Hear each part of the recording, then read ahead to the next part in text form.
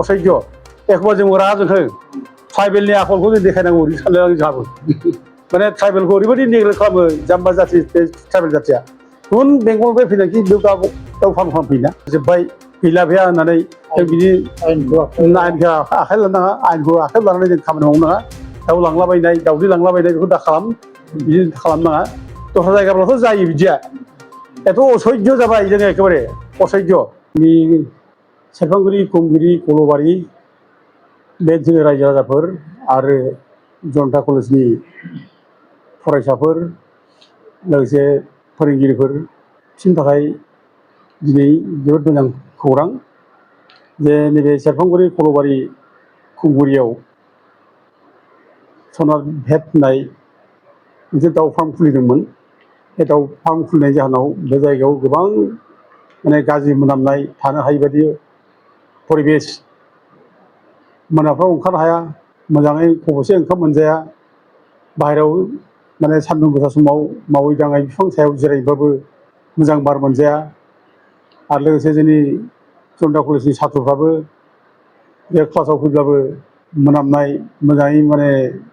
बार लानो मोना हस्टेलाव थानाय समाव ओंखाम जाफुनाय समावनो गाज्रि मोनामफैनाय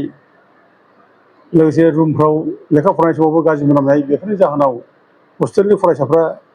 माने मा होनो बेखौ धुपखाथि सावलायनानै थानो गोनां जानाय बे परिबेसनिफ्राय दिनै जोङो मोनसे माने गोदान मोनसे गोजोन मोनसे परिबेस जों दिनै मोनफिनबाय बेनो जाबाय जोङो बे नैबे पल्ट्रि फार्मखौ उथायनांगौ होननानै जयैनो बे ओनसोलनि रायजो राजाफोर गावबुराफोर आरो मोनसे कमिटि दं जोंहा मोनसे प्रटेकसन कमिटि बे प्रटेकसन कमिटि आरो जनता कलेजनि फरायसा उन्दैफोर दा बिसोरखौ लानानै मोनसे आन्दलनबो जाबाय बेयाव धरनाबो जाबाय आरो बे धरना जानायनि मोनसे फिथाइ हिसाबै क'क्राझार जिल्ला खुंगिरिया थांनाय 20 तारिखआव दतमायाव सार्कोल अफिसाव मोनसे मिटिं इमारजेन्सि भाबै लिंबाय ओमफ्राय बे मिटिङाव एडिसि क'क्राझारनिफ्राय फैदों सार्कोल अफिसारा गावनो दङ आरो लोगोसे पलिउसन बर्डनि मानसिफोर दङ ओमफ्राय भेटेनारि माने डिपार्टमेन्टनि ओमफ्राय बिडिअ आरो लोगोसे बे माबानि पल्ट्रि फार्मनि मानसिफोर ओमफ्राय जोंनि जनता कलेजनि छात्रफोर बिसोर ज' दंमोन आरो जों जरदार भाबै आपत्ति खालामदों बे खुनु रोखोम थानो मोना बे जोंनि बे कलेज खाथियाव बोरै जानांगौ बे गामि सिंनि माने जायगायाव बोरै पल्ट्रि फार्म जानांगौ जेराव मोनामनानै थानो हाया गथिखे इमिडियेटलि बिनि लाइसेन्सखौ केन्सेल खालामनांगौ उथायनांगौ बे बाथ्राखौ बे समाव दाबि खालामदों आरो लोगोसे जेब्ला जों बे जायगाखौ नायदिंफैदों बे नायदिंफैनायावबो गोबां मोनामनाय गाज्रि थानो हायि बिदि मोनामनाय बेखौ मोननानै जों बे जायगानि जायनाखि मेनेजार बेखौ जों बिराद रायदों रायनानै बे माने मिसबिहेभिं होनजादोंमोन एडिसिनो बेखौ रायदों जोङो नों सोर नोंलाय बे बेंगलनिफ्राय फैनानै बेयाव दाउ फार्म खालामफैनानै गेसाव गोफोन मोनामनाय जोंनो दाउखि मोनामनाय जोङो माने माबा होबाय नोङो थानो हायि बिदि खालामना होबाय आरो बेयाव जोंखौ मिसलिड खालामबावनो नागिरदों नों सोर नोंलाय जों दोखो दोखो रायदों बेखौ नोंहा अधिकार गैया नों बेयाव जों बे एडिसिजों रायलायनाया अधिकार गैया नोंहा नोंनि लेभेला बेयाव समाया नोङो होननानै नों बे स्टेटास मानसिनाव गेट आउट बेखौ गेट आउट खालामनो रायलायनायाव ओमफ्राय बिनि रिएक्सन हिसाबै नै ओमफ्राय अखानायै मैया 21 तारिखखालि जोंना दतमा ब्लकनि बिडिअआ जोंनि कमप्लेन माने जनता कलेजनि कमप्लेन बेखौ लानानै दा इमिडियेटलि बे दाउ फार्मनि जायनाखि ट्रेड लाइसेन्स बे ट्रेड लाइसेन्सखौ मैया केन्सेल खालामहरबाय दा नैबे केन्सेलेसननि लेटार नैबे बे भिडिअ हरनाय भिडिअआ केपासिटि दं बे पावार दं बे केन्सेल खालामनायनि दा बिथाङा केन्सेल खालामहरबाय दा बे जोंनि थाखाय जोबोद गोजोनथाव बाथ्रा बे ओनसोलनि रायजो राजाफोरनि फरायसाफोरनि थाखाय जोबोद गोजोनथाव बाथ्रा जोङो धन्यबाद होयो बेखायनो बे भिडिअखौ बिथाङा जे कुइक जे एक्सन लाबाय धन्यबाद होयो आरो जोंनि अफिसारफ्रा बिदिनो जानांगौ कुइक एक्सन लानांगौ रायजो राजानि सुखु दुखुआनो माने जोंनि बिटिसि खुंगिरिफोरनि अफिसारफोरनि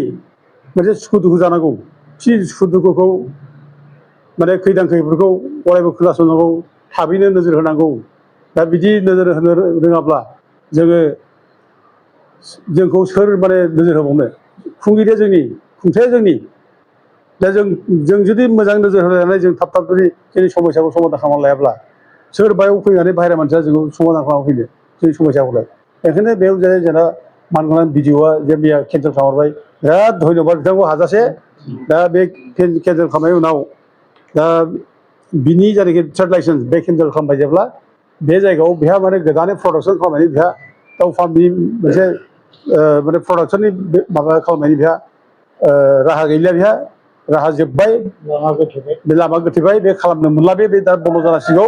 दा बेखायनो जोंबो डेम'क्रेटिक भाबै जोंबो गणतान्त्रिक भाबै जोंबो आरोबाव बेनि जिथु टाइम होनांगौ बे जेसेबां बेहा इस्टाब्लिशमेन्ट दं बेयाव बे माने आर्टिकेल दं बेहा बेयाव बेयाव जायनाखि बिनि सम्पति दं बेखौ उथायनो लानानै थांनांगौ बे उथायनो लानो थाखाय जोङो दिनै समाय होनांगौ बेखायनो जोङो सेरफांगुरि असिनोबो जों बिदिनो मोनसे स्टिक लिरना होबाय सेरफांगुरि असिनो जे जोङो 15 दिन टाइम होनाय जाबाय 15 days टाइम जों बे 15 सान बे पल्ट्रि फार्मनि ट्रेनिं मेनेजार बेनो होनाय जाबाय बे 15 साननि गेजेराव बेखौ उथायना लांनांसिगौ जेसेबां सम्पति दं लांजोबनांसिगौ आरो लोगोसे बेयाव जायनाखि माबा दङ बेहा बेजों खुनु प्रडाक्सन खालाम मोनला बे बाथ्राखौ जों असिनो लिरना होनाय जाबाय आरो जोङो आसा खालामो बे 15 दिननि गेजेराव बे जुदि लाङाब्ला बिनि उनाव जुदि अघटन जुदि बायदिसिना घटना जायोब्ला बेनि थाखाय जों दायनिगिरि नङा दा थेवबो जों रायजोखौ खावलायो जों जाहाथे रावबो जाहाथे बेयाव गाज्रि अघटन खालामा दिनै माने बेहा ट्रेड लाइसेन्सआ जोब्बाय गैला बेहा होननानै जों बिदि आयेनखौ आखाइ लानो नाङा आयेनखौ आखाइआव लानानै जों खामानि मावनो नाङा दाउ लांलाबायनाय दाउदै लांलाबायनाय बेखौ दा खालाम बिदि खालामनो नाङा दस्रा जायगाफ्रावथ' जायो बिदिया एथ' असह्य जाबाय जोङो एखेबारे असह्य एखमबा जों रागा जोंखाङो ट्राइबेलनि आखलखौ जों देखायनांगौ बिदि सानलाय जोंहाबो माने ट्राइबेलखौ ओरैबायदि नेग्लेक्ट खालामो जाम्बा जाथि बे ट्राइबेल जाथिया गुबुन बेंगलनिफ्राय फैनानै बेयाव दाउ फार्म खालामफैयोना गामि सिङाव आरो कलेज खाथियाव स्कुल खाथियाव बिदि खालामफैयोना एथ' अननाय ट्राइबेलखौ जाम्बा साननानै खालामफैनाय बियो एखेबारे बेबायदि आरोखि